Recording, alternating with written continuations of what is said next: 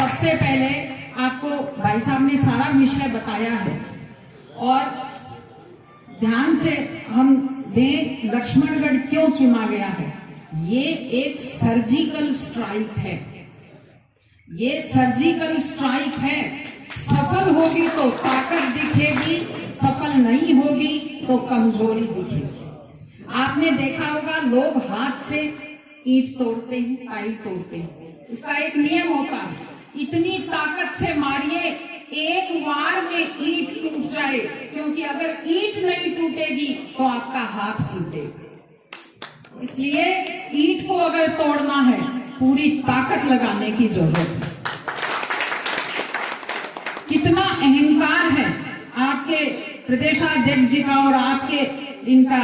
वो एक लाइन है रहीम जी की, मैं बोलना नहीं चाहती, मन में एक दोहा याद कर लेना आप। मेरी सासू जी कहते थे शेर की हांडी में 2 शेर डाल देते हैं।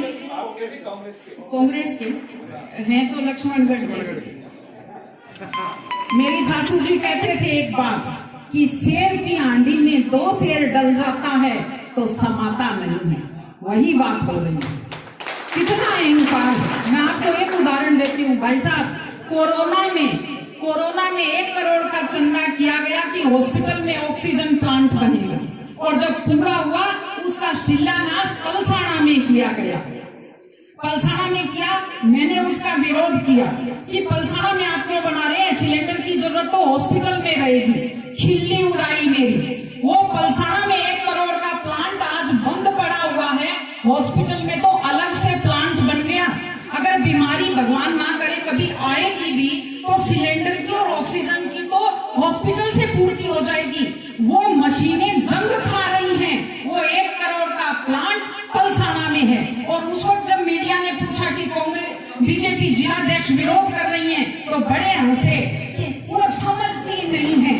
मैंने कहा साहब आप मंत्री हो, मंत्री नहीं है, लेकिन आपसे 4 क्लास ज्यादा पढ़ी हुई हूँ, सब समझती हूँ।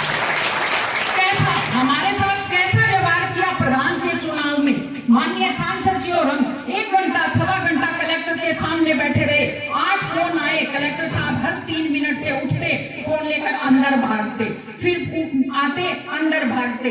बेईमानी की जो वादा हमारे साथ कलेक्टर साहब ने किया, उन पर इतना दबाव डाला कि बेईमानी से उन्होंने अपना प्रधान बनाया। ये प्रधान का पंथ चोरी का है, उनका ईमानदारी का है। कॉलेज के चुनाव देखो, आप याद करो कॉलेज का क्या छोटा सा चुनाव होता है। 16 वोट कैंसिल किए। वो बच्ची हमारी एससी की थी, मकलूना की, उसको कहा कि तुम अपना प्रतिनिधि नहीं बिठा सकती, खुद बैठना पड़ेगा। ऐसा कोई नियम नहीं था। ये यूनिवर्सिटी का नियम होता है। कॉलेजों की गिनती में कॉलेज आयुक्तालय के नियम लगते हैं, लेकिन उस बच्ची को बेचारी थकी हुई थी दिन भर की, उसको अपना प्रतिनिधि नहीं बिठाने दिया। वो बोल नहीं पाई बच्ची। 16 वोट कैंसिल किए और 8 वोटों से अपना कैंडिडेट जिता लिया। जो कॉलेजों के चुनाव में बेईमानी करते हैं और घमंड देखिए, वो तो फैल हो गया।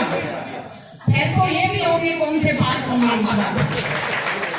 तो ये रीट के बारे में याद कीजिए क्या कहा था रीट के बारे में, कि जो कहता है रीट का पेपर आउट उस पर मुकदमा दर्ज कर दो।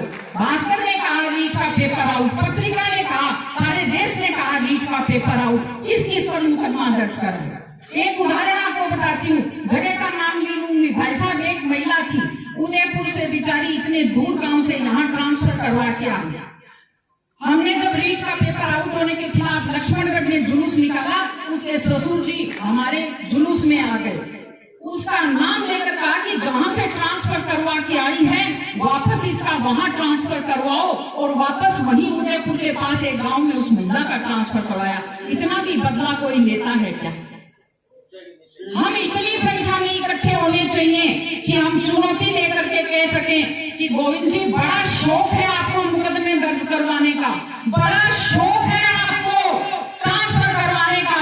ये बैठे हमारे 50,000 लोग, किस का ट्रांसफर करोगे, किस से बदला लोगे, किस पर मुकदमा दर्ज करवाओगे। वो खीरवा की बाकी जो घटनाएं हैं उनका मैं जिक्र करना नहीं चाहती, इसलिए मैं आपसे कहती हूँ। और एक बात और कह देती हूँ, आपने सबने दावे किए इतने, मुझे बैठे बैठे चिंता हो रही थी। मैं आपको बता देती हूँ, मैं चिकनी चुपड़ी बातें करती नहीं, मैं कटु सत्य कहती हूँ। संगठन के मामले में, बूथ समितियों के मामले में मैंने कितनी माथापच्ची की है। जिले में हालत बूथ समितियां जो है सबसे कम बनी है, ऊपर से मुझे उलाना मिलता है, तो वैसा नहीं होना चाहिए। कितनी बार यहाँ मीटिंग की है, आप कहते हो ओए 3 दिन में बना देंगे बूथ समितियां, वैसा मत कर देना। आप इसको सीरियसली लीजिए। हाथ के प्लस्तर बनाए हुए हमारे पूर्व प्रदेश अध्यक्ष जी हमारे बीच आए हैं, इसलिए ये मैंने आपको कह दिया है कि टाई अगर नहीं टूटेगी तो हाथ टूटेगा। पूरी ताकत से मेहनत कीजिए। पूरे देश की नजर है, पूरे प्रदेश की नजर है, ये अहंकार टूटना चाहिए उस दिन।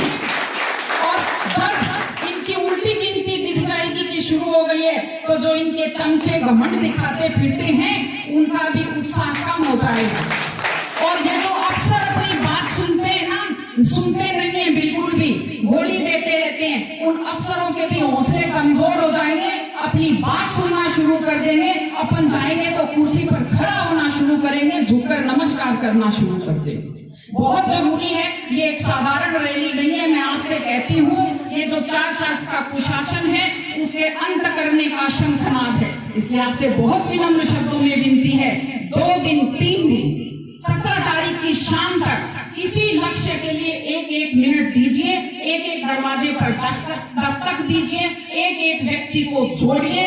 आप ये मानकर चलिए लक्ष्मणगढ़ के लोग कि ना कोई झुंझुनू से आ रहा है और ना कोई चूरू से आ रहा है, ये रैली आप ही को करनी है, ऐसा सोच करके रखिए। ये सोचिए और लक्ष्य पूरा कीजिए। आप लोग इतनी देर तक आप आए, इतनी बड़ी संख्या में आए, और महिलाओं का एक भाई साहब ने कहा महिलाएं होनी चाहिए, तो भाई साहब महिलाएं तो बेचारी तब आएंगी जब ये पुरुष अनुमति देंगे।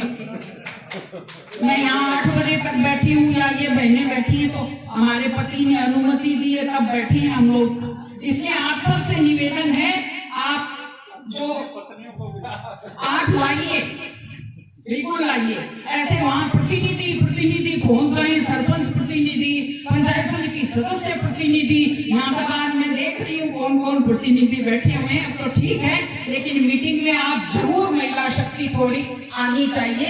ये हम सब देखें, अच्छी मीटिंग लगेगी अगर महिलाएं आएंगी। पुनः आपसे निवेदन, पूरा प्रयास कीजिए, बहुत जरूरी है पूरे राजस्थान के लिए यहाँ की रैली सफल होना।